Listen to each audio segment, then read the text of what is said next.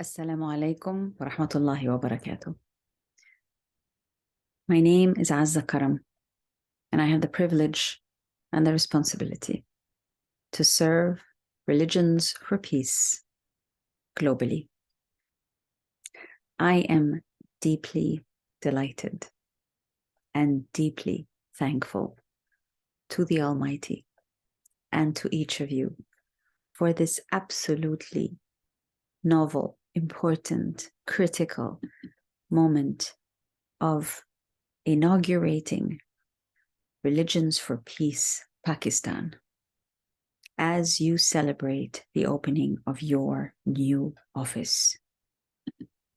This is a moment of mercy, a moment of grace, a moment to reflect as you celebrate and as we, as a movement, global movement of Religions for Peace worldwide, celebrates with you.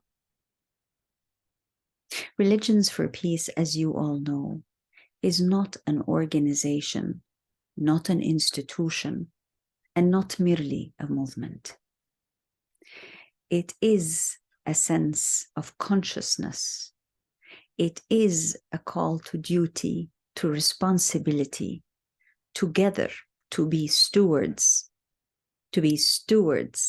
khulafa in Arabic, of God, of the divine, in service to his peace, which is the wisdom of the divine.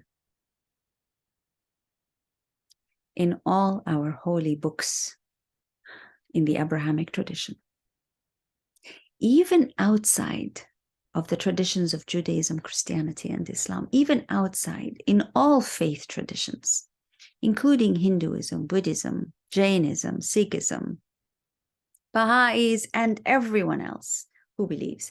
In all these traditions, there is a very specific responsibility given to all human beings together to steward not only the call for, but the presence of peace. Peace. It does not take too much genius to understand that peace is dignity, is human dignity. Human dignity is for each one alive to live a dignified life. And while we understand and respect and serve our esteemed governments, we must understand and respect and serve with the fervor, the passion, and the sense of responsibility induced by our religious traditions. The mission of Religions for Peace is very simple: to ensure that all faiths can be represented together on a common platform, which is an interreligious council. But not only that we can sit together on this common platform, but that we can make sure that this platform is enabled and activated to serve the human dignity of each and everyone, making no distinctions between people based on anything, no distinctions being made based on anything. Because the Creator we all serve, created all of us, regardless of how we look, regardless of where we are, regardless of what we believe. The Creator is one. And you see, the Creator created us diverse, not because we are supposed to judge one another, but because we are supposed to serve one another's dignity. That also means ensuring that we can safeguard and steward this earth, this planet, this gift that the Merciful One gave us. Our planet is a gift, and it is a huge responsibility too. Again, all our faith traditions demand that we serve one another in order to realize peace, which is the divine presence. Our faith traditions, regardless of what they are, also demand that we serve this peace sometimes at great cost to ourselves. It is when things are particularly difficult, whether because of natural crises, whether because of war and peace, whether because of dissonance and disrespect, whether because of lying and cheating and all the things that humans are good at, whatever the reason, it is when the going gets tough that the tough need to go together, to serve together. Ultimately, the test of Religions for Peace Interreligious Council in Pakistan and elsewhere in the world, the test will be in our ability to work together as leaders of faith, not only to work individually within our communities, but to work together to serve all communities. Because it is when we come together that we realize the very same thing that the divine created, which is all of us together in our diversity. It is when we come together, to serve the common good, that we can actually honor the purpose for which the divine created us. It isn't good enough to only look after our families, our mosques or our synagogues or our churches. All of these must be looked after, but we must be together as we look after it all. We must realize that when a Christian brother or sister suffers, all believers, the whole society, the whole nation suffers. We must realize that when a Muslim brother or sister suffers, all believers, all society, all the nation, and in fact all the world suffers. We have an opportunity like no other. At this moment in time, religions are finally being seen by many governments around the world and by the United Nations and its other multilateral intergovernmental bodies. Finally, religion is being seen as extraordinarily important, as influential on lives, on traditions, on policies, and on the course of our shared human future.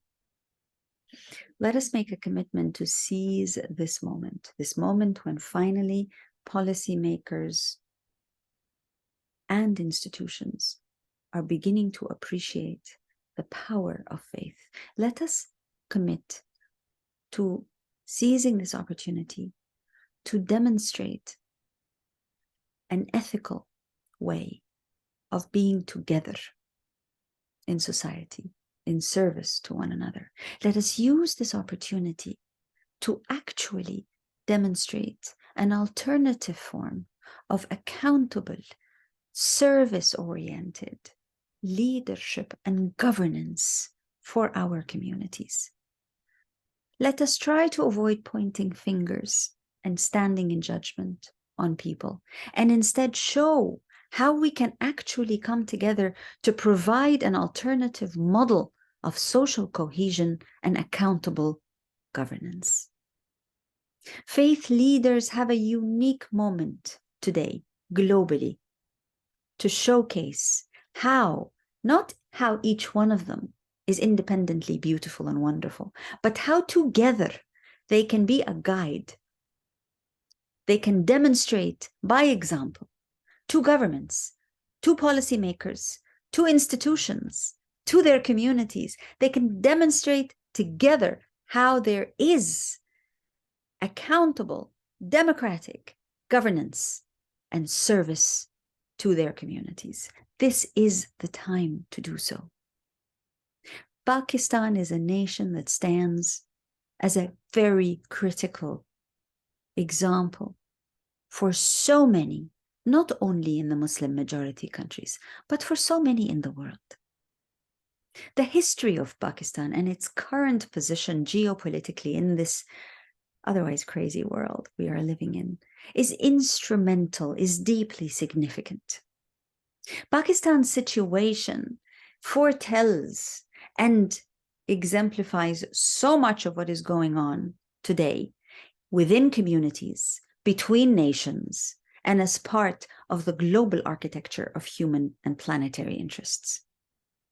Let Pakistan also be the source of enlightenment for how multi-religious collaboration in service to peace writ large is not only possible, but indeed successful.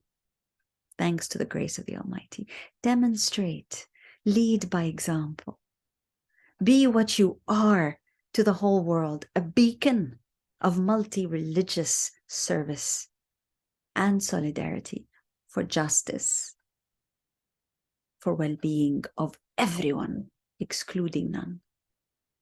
We look to you to exemplify that which we are created to do in a time which everyone in the world, even every blade of grass, every leaf on a tree, every branch, every root requires, demands, is in need of this moment of coming together that faiths inspire, that faiths enable.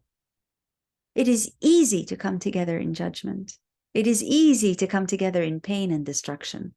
It is extraordinarily difficult to come together in service to justice, to social cohesion, to honor and dignity of everyone, because we are interdependent and we cannot live alone. And no one community can bring peace to the whole world. No one religion or religious institutions will solve the world's problems. We know this.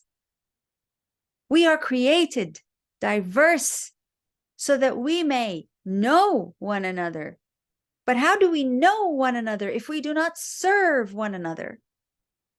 How can we honor the basic commandment of creation, that we are created diverse, to know one another, if we refrain from serving one another, if we sit in judgment on one another? No, we cannot. Religions for Peace is about that. It's religions and faiths working together for peace, not only in the absence of war and conflict, because that's almost difficult, but indeed to resolve tensions, to ensure that the almighty wisdom and passion for the Creator is realized as we serve alongside. It's not easy. It is not meant to be easy. We are not created to have an easy life. We are created to serve the divine's commandment to live together justly and in peace. This is what we are created to do. This is what Religions for Peace needs to facilitate. It does not take money for us to be better human beings. It does not take other resources for us to serve the divine commandment, to learn to know one another by serving one another.